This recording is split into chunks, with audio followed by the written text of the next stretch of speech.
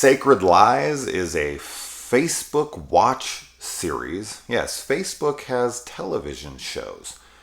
And they actually put some damn good money into them and got some really great talent. I mean, Elizabeth Olsen has her own show on there called Sorry for Your Loss that ran 2 seasons. This show has a second season starring Juliette Lewis.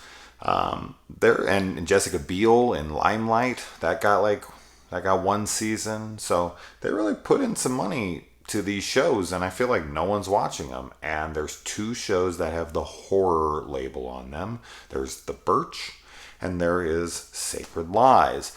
And I actually did watch some of The Birch, and once I finish this, I'm going to go back and I'm going to rewatch and watch over like the entirety of both Birch seasons, because I did like what I saw, and they're very short. The episodes only run like 11 minutes or something on those. But these shows, Sacred Lies, Limelight, and Sorry for Your Loss and whatever, those are all 30-minute plus shows. So anyways, let's talk about Sacred Lies. So Sacred Lies is about this girl named Minnow Bly, and she is in a cult. And the cops find this girl, and she has beaten some young boy up almost to death. And when they find her, she is missing her hands. And they're like, what the fuck is going on here? They arrest her. They put her in juvenile detention center. And they hire this psychiatrist to come in and evaluate her to try to get some information to try to figure out what happened, because the leader of their cult is dead, as are some other people in the cult. And they're trying to figure out what the hell happened. Why is her hands missing? Why, what's going on with the cult? Why are they dead? Did she murder them all? What's going on?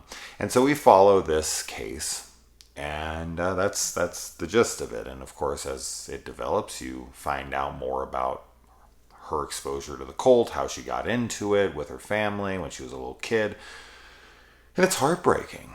The downside of this show is that the CGI that they use to cover up the actress's hands to give her stumps sometimes is really distractingly bad, and other times it looks really good and natural. So it's weird. It's really all over the place. There can be some moments where the acting is a little iffy-ish. But that all being said, I thought the performance by the lead, who plays Minnow, is fantastic. I thought she was great and really carried this a lot. You really felt for this girl and really wanted to, know more about her story and hope that, she wasn't the bad guy here. And, as you watch this tale, it's devastating, man. And cult stuff is a tough one for me, because I can't stand when people are taken advantage of, especially, with their faith or their gullibilities or any of that stuff, because this guy is clearly full of shit, and her family can't see it, nor can any of these people. And he's this racist, pedophilic, awful, horrible person. And it's just, that stuff is really tough to watch. And this is R-rated. But you're not going to see anything graphically like him taking advantage of kids or anything. It's nothing like that. But I do like the relationship with her and her cellmate Angel. I thought her performance was great. Even though there is a scene on a basketball court where she's supposed to be teaching these girls who aren't in jail that, to stay in school, and she says some stuff to them on the court, and it was kind of cringy. But the rest of her performance is great. So I don't know what that was all about. Maybe that was her acting for the people who were telling her to do it, so that would kind of make sense. Her psychiatrist is really great at most of the time. His character definitely wasn't landing for me altogether, but in the end, I really did feel for the guy and quite like him a lot. And so he kind of won me over in the end, because you learn more about him and then you start to feel for him. As a whole, I did feel like things felt a little rushed in places, and I would have liked to have seen more from a lot of things.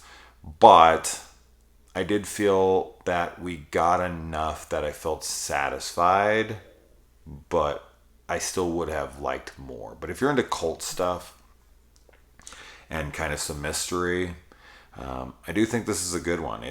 Horror, definitely not. The second season, I've watched 2 episodes so far, and I can see where the horror is coming from there. But with this one, no, there's no horror. This is drama for sure, and maybe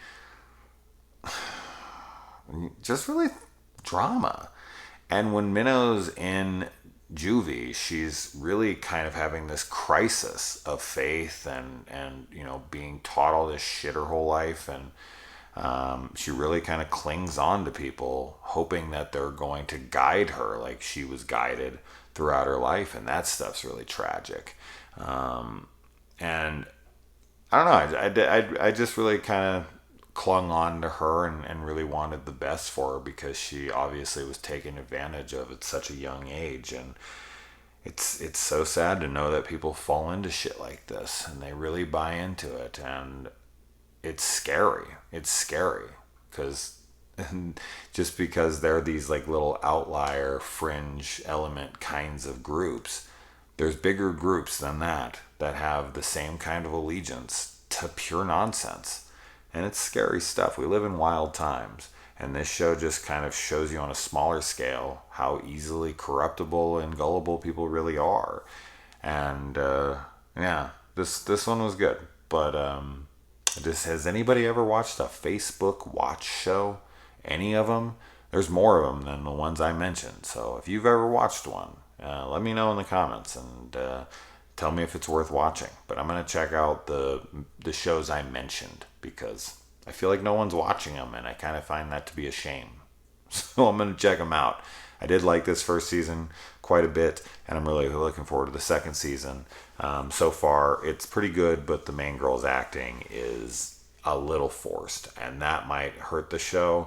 But so far, it's a cool investigatorial show, and we'll see where it goes. But until then.